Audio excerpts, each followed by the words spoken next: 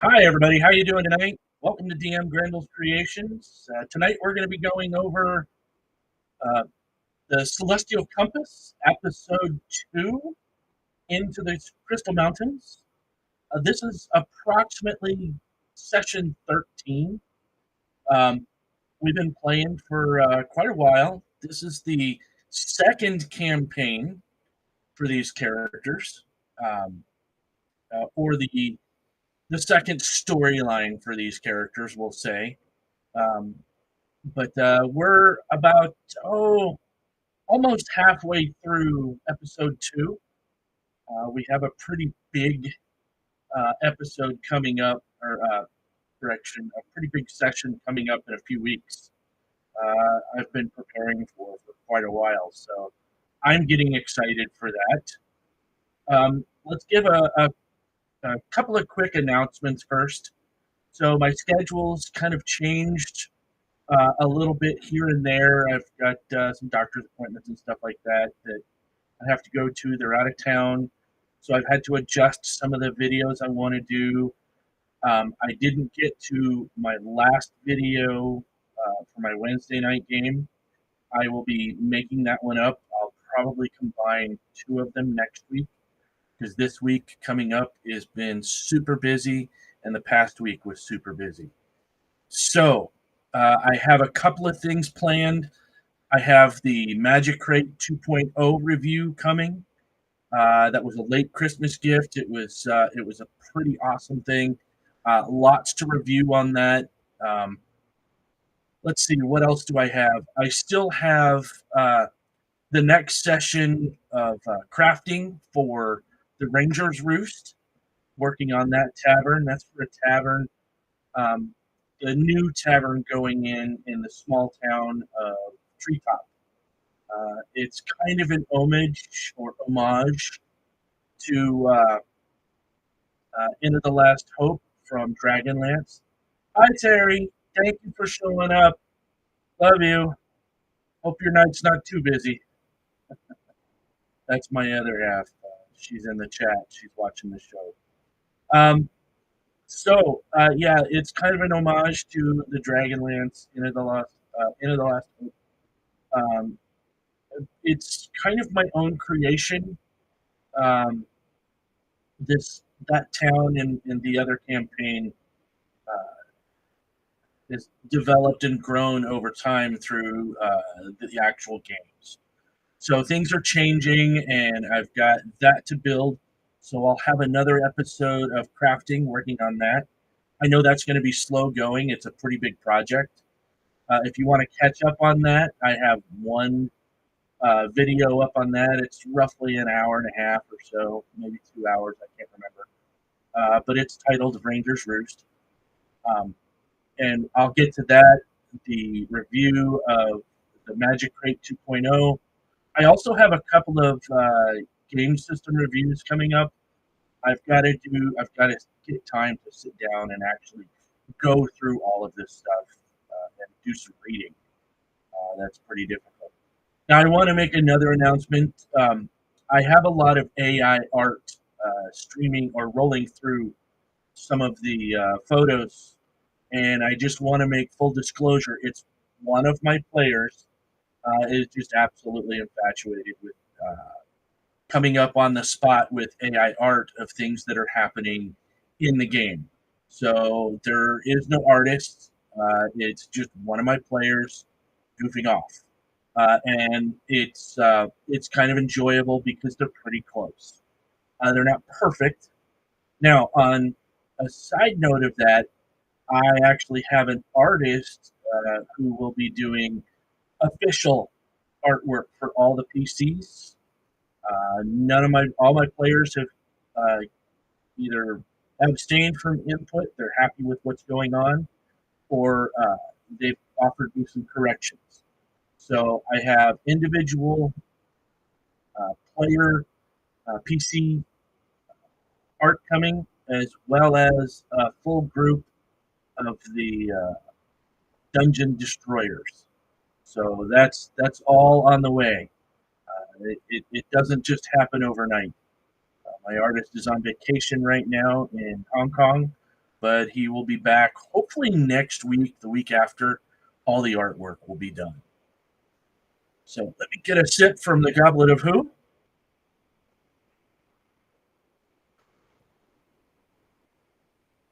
All right. I don't want to lose my voice tonight. Okay, so let's give a little bit of a catch up for some of the other stuff that's going on. All of our characters have moved on from the village of Stillwater Ferry. Now, Stillwater Ferry is kind of a two-part town.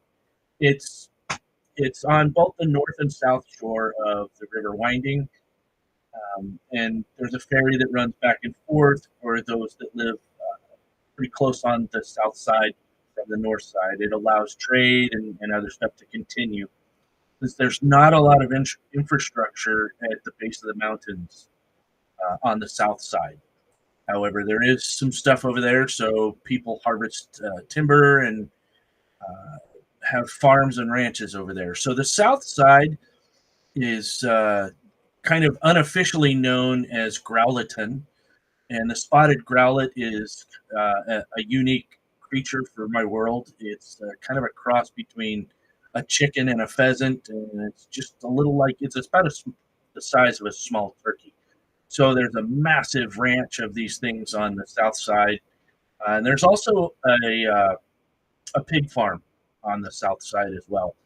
So the north side kind of looks down on the south side. But our players beached or landed their boat on the south side, unloaded their wagon and their voquine, and they tooled around the town for a little bit. They stayed at a small inn and tavern called the Board and Bacon. They did a little research around the town, discovered that there is a white dragon up in the mountains, but they haven't seen it. It hasn't been seen in the last year or so, maybe a little bit longer. And what else did we find out? Let's see. There's also a sawmill on the south side, and that's really the only big information that they discovered was that there is a white dragon that hasn't been seen in a while up in the mountain. Now, on their way up last session, they encountered a yeti. It hurt pretty bad, so they decided to make their way into the forest line, the tree line at the forest at the base of the mountain. So they're already starting their incline and they're gaining elevation, and they encountered this yeti before they even hit the tree line. So nobody questioned it yet, but it's a little unusual for the yeti to be in such a low altitude. But we'll see what happens after that. So after the fight with the yeti, we ended that session. And at the beginning of this session, they decided to harvest the horns, the teeth, and the fur off of this yeti. And that's how we kicked off the game this week. We spent some time doing that, made sure we had enough rolls to cover all of this, make sure everybody got it done properly, mechanically, through the game. If there were problems, we would have RP'd through all of that and seen what happens. Maybe some of the components harvested wouldn't have been quality enough to use for any magic or anything that they intend on using it for. So we had to make sure that that was all done properly. I hope to. I like it when my players do stuff like that because it gives them a personal touch to say I made a magic cloak out of a yeti's hide, and I personally harvested this, or my friend, my adventuring partner, harvested this for me, and we made this out of it. So now I've got a magical cloak that does X, Y, Z that's made out of white fur, or what have you. Components are actually kind of valuable to the right person. So we started that, and the end of the Yeti fight brought us into early afternoon or late afternoon, early evening. So they decided to make their way to the forest line and make it in about 10-15 minutes in, just just enough to be in the cover of the trees.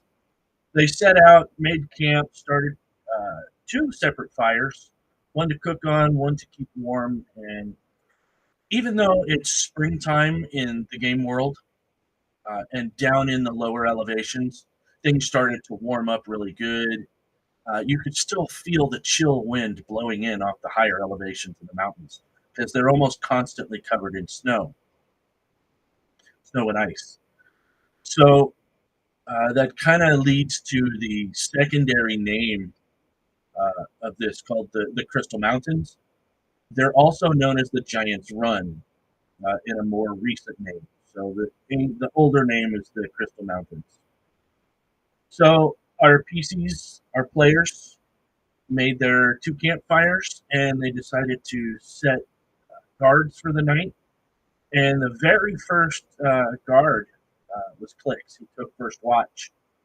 And pretty much everybody else settled in. A couple of the other players, Petru decided to read his book for a little bit. Astraea decided to do cast a couple of spells. She wanted to mark with Arcane Mark both the Voquine and the wagon, probably to help her track them later. So she did that, and everybody pretty much got to sleep. Right about the end of Klix's watch, he heard something off in the distance. He heard a tree branch break or a twig snap. So he decided to wake up Holly for her watch. She took the next watch, and told Holly he'll be going right back. He'll be right back. She asked where he was going. Said he's heading off into the forest a little bit deeper to see what's going on. He just needed to investigate something. Now, Klix decided to use his stealth to his advantage, and he started making his way deeper. Kind of the trail kind of split right here, so he decided to move off to the right side of the trail for me as the DM, or the left side as the players were looking.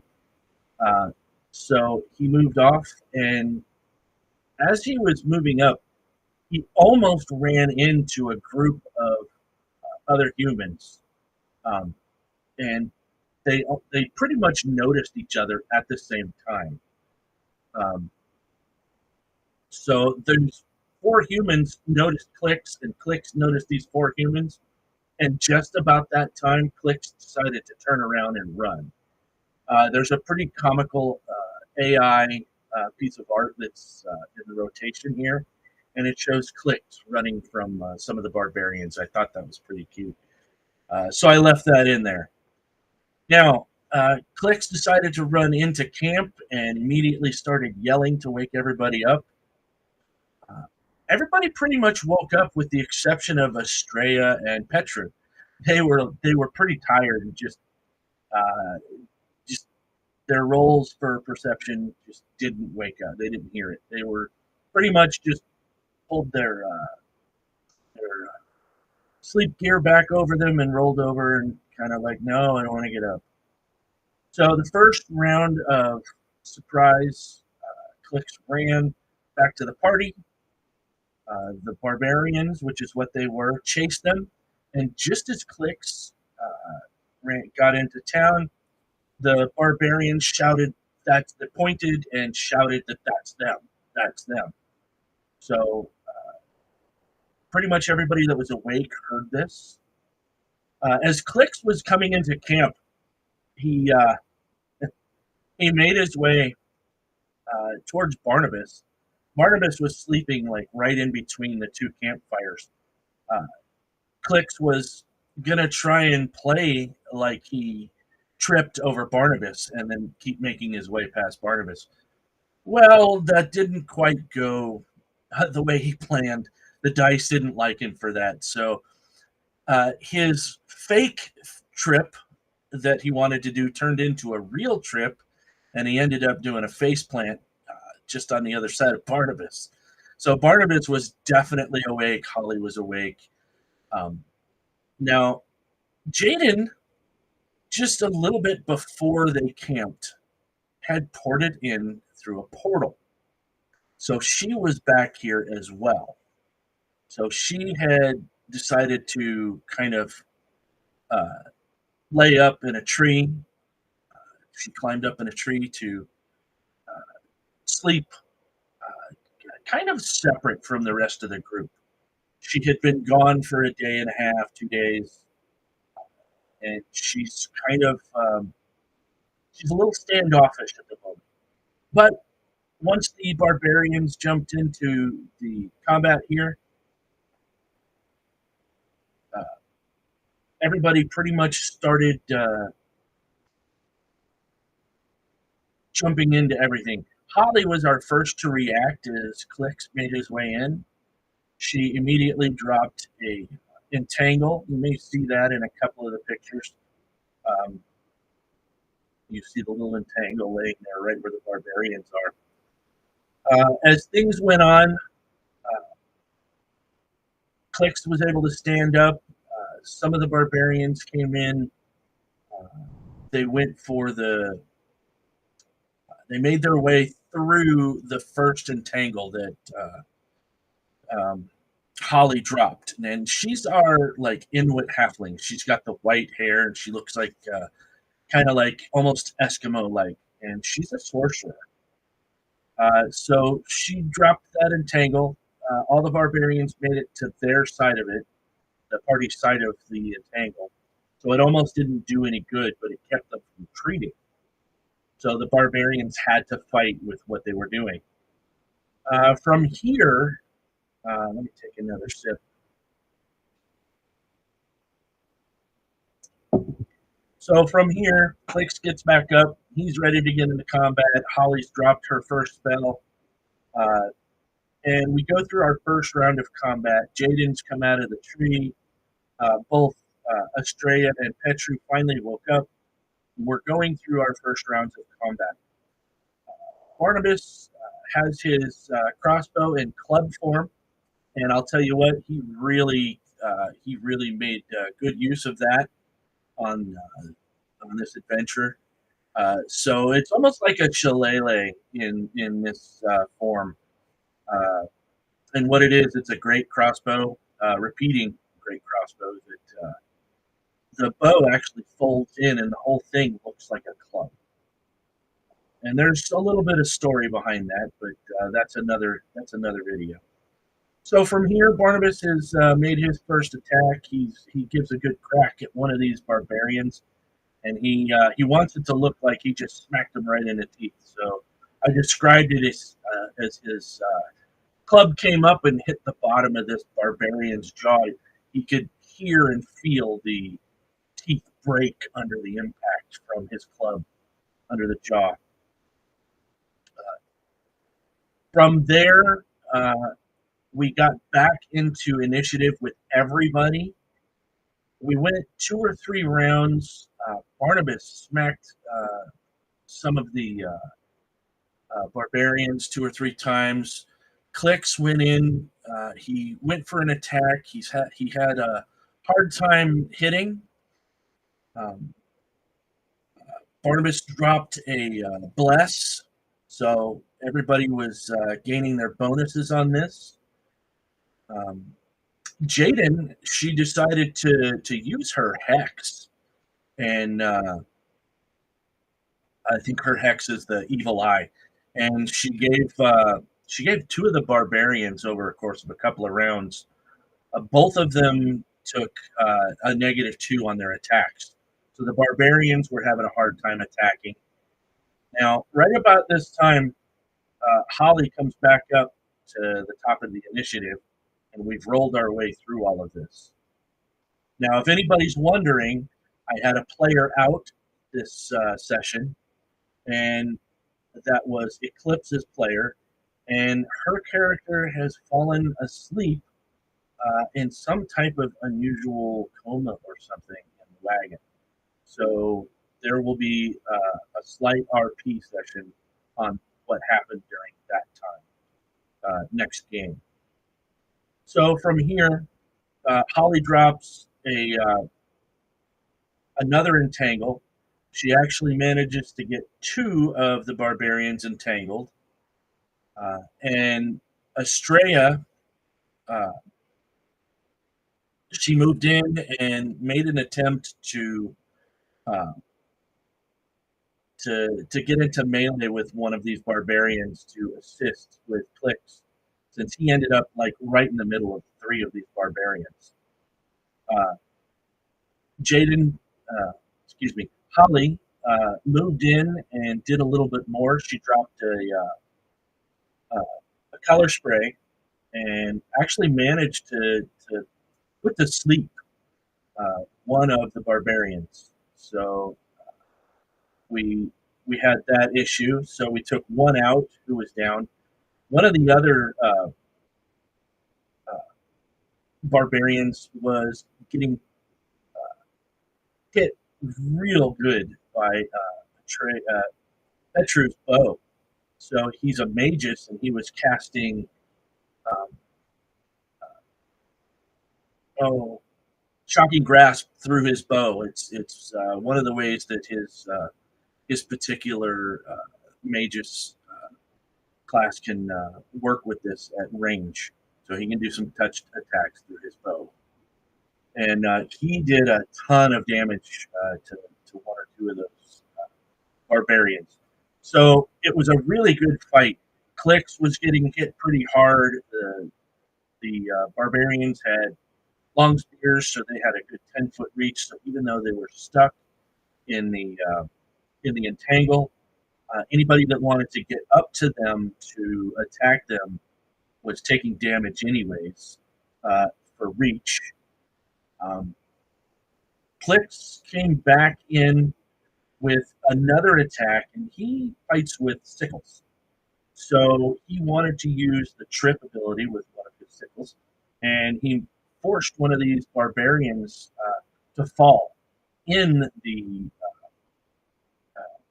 entangle, the second entangle that was dropped by Holly. So he's down on the ground, but he can't make his way out of it, but he can still make an attack.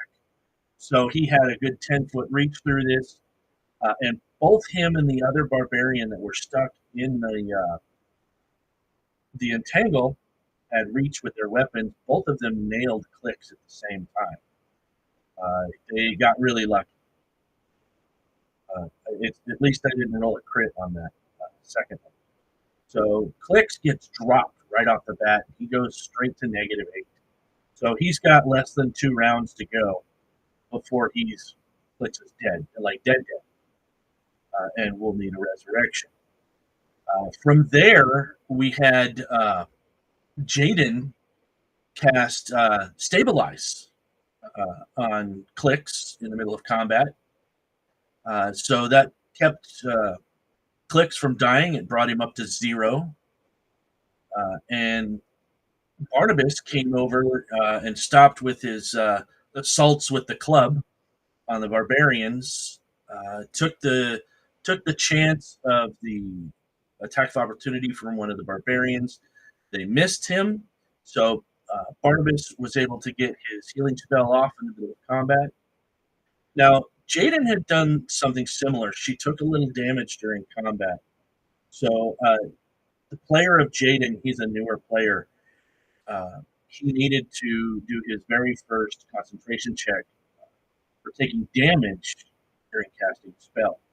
Fortunately, Jaden and Barnabas both made their concentration checks for casting spells in combat because they had both taken a little bit of damage. Jaden took a significant more than Barnabas did. Barnabas is a little harder to hit. Jaden is not an armored individual like Barnabas is. She's an actual she's a witch with all 5 levels. So we went on through the rest of this combat. We dropped our first barbarian, Petru, got his first kill shot. He's another brand new player, so it was pretty exciting for that player to get his very first kill shot, and that was kind of really cool to see happen. Let's see, who else did a kill shot? Somebody else got a kill shot on one of the barbarians. I think it was Barnabas.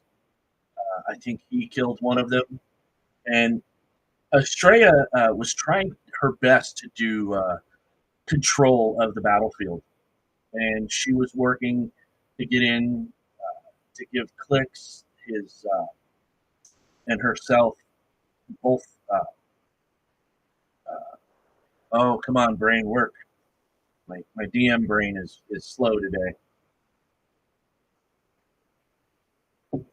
Flanking bonus. So they were both trying to get their flanking bonus, but Klix had gotten dropped right as she was able to get there. So they literally were like half a round away from that. Astraea had just made her way, and Klix got dropped. So Astraea is using her primary dagger. She has another dagger that she gained from a treasure hoard that she hasn't really used yet. I can't wait till she uses that. We'll see what surprises that has in store for her. And then the combat pretty much died down. Now, we're just a few rounds into this, and some of our characters had a quick perception check in the middle of combat. They saw a light, a flickering light come on or appear farther up the trail. Since it was dark, it was pretty easy to see. So the light kind of stands out. And the round following that, a half dragon stepped around the corner with this little flame. Astraea was the first to notice that this was a small fire elemental. And as soon as the half dragon came around, she understood that this is probably controlled by this half dragon that had walked around the corner. Another round goes by. We've all but got our barbarians dropped. Everybody's taken significant damage. Pretty much almost everybody got hit. I think Petru was the only one that made it through this combat without getting hit. He did a good job. He did what he was supposed to. As a brand new player, this is his first RPG game ever, and we're about 3 or 4 months into him and Astraea, both brand new players, into the game, and they're starting to understand how the tactics for their characters work pretty good. And everybody's combat awareness worked really well. It was a tough combat. We got to the other end of the combat. They dropped all 4 of the barbarians. Klix had been picked back up. Now, the half dragon that had walked around the rocks in the back, a second half dragon walked around those rocks. And this is pretty much the last round of combat where everybody could see from the light emitted from that small elemental that this second half dragon they recognized, and they knew this. They knew this half dragon in a couple of different personas. He was in a persona of a human gunslinger by the name of Vincent Ravini, and he had several of his what he called his ravens flock, or his ravens of kind of forest bandit ruffians that traveled with him. They weren't necessarily good, they weren't necessarily evil, but during the last campaign when they were in the Atlantean ruins, Vincent Ravini dropped his human persona, showed his true colors. He is a red half dragon by the name of Agravin, with Agravin Redscale the First. And he's pretty much been a thorn in the side of our characters. He appeared just a couple of games ago when the weresharks attacked them on the river at the sandbar. Agravin / Ravini, Vincent, had been seen at the top of the gorge looking down on our players on the boat as the weresharks attack them.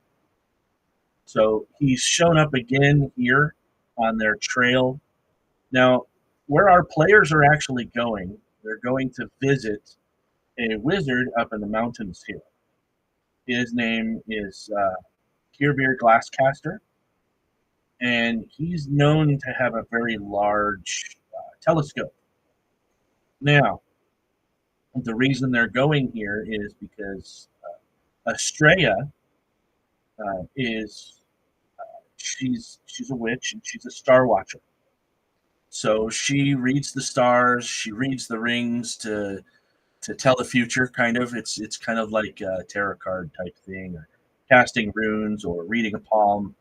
She breaks out her own telescope and reads the rings around the planet, looks at the celestial stars and the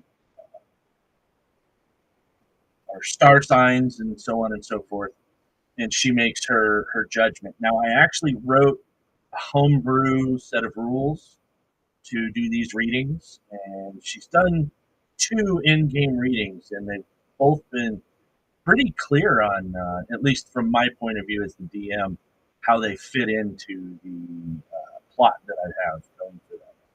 So we'll see how this goes.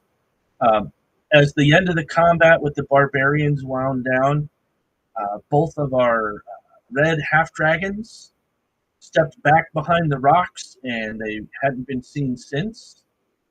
And that's pretty much where we ended our combat, our game this time around. We had about a 3-hour game. We have people that get up early on Sundays, so we try not to go too late. We start a little earlier now. So all in all, it was a really good game. Everybody was understanding their combat roles and how to use their characters.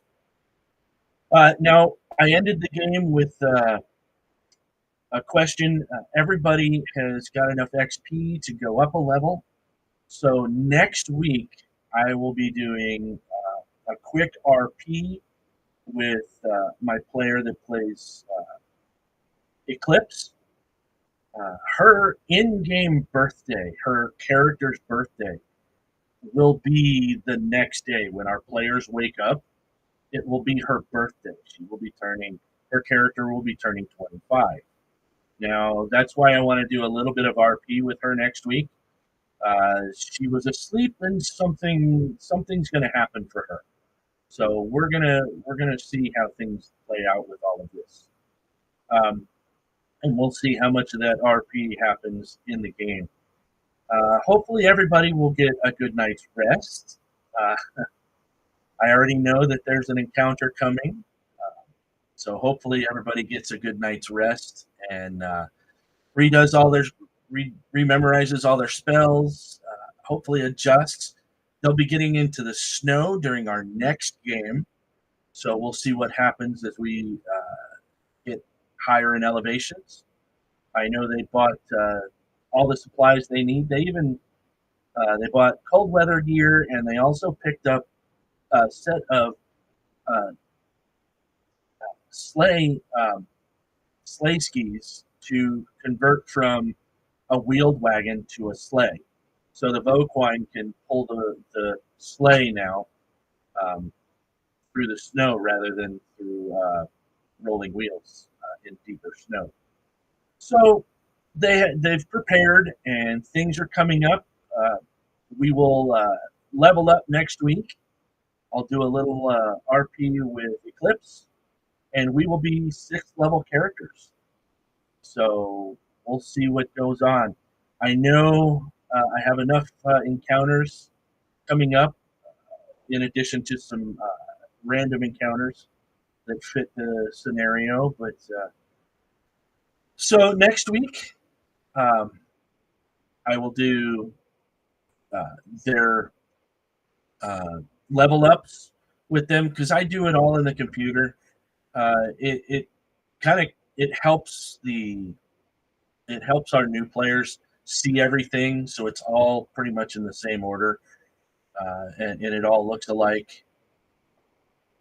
And I will also be working with finishing a couple of last-minute terrain pieces for this particular game. Now, I will be doing, since I won't have this game next week, and I'll be doing their level ups, and the following week I have to go out of town, so I won't have this game for 2 weeks. So 3 weeks from now, we will be going into our next episode, or our next session. So next session will be session 14, I think. And it's approximate. I should have counted them all, and I didn't.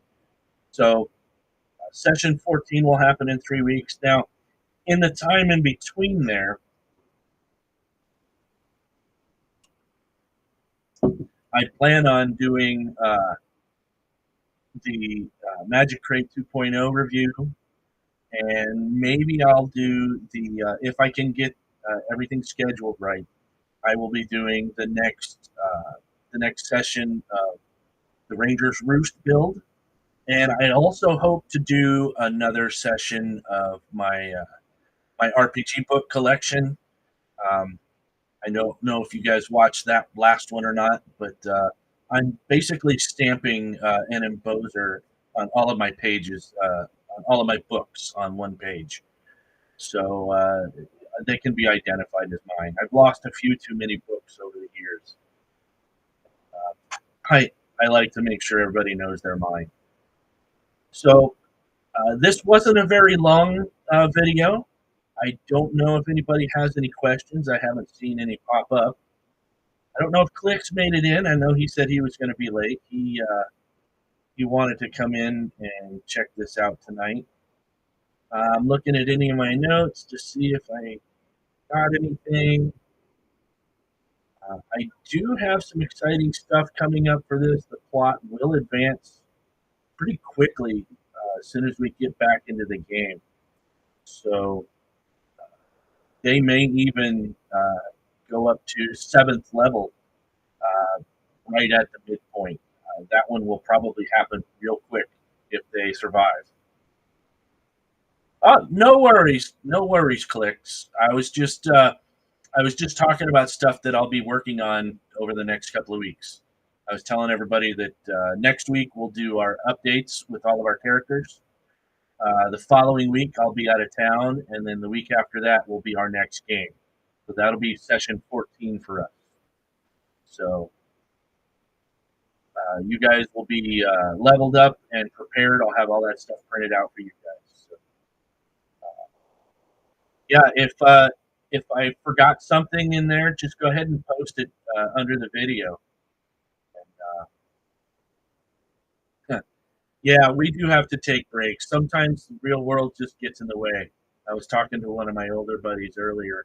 He's still in Vegas, and he's got a lot. He does a lot of his stuff on Roll20, so I haven't been able to play with them much because I've been so busy doing this. He can't check our stuff out because he's so busy doing that.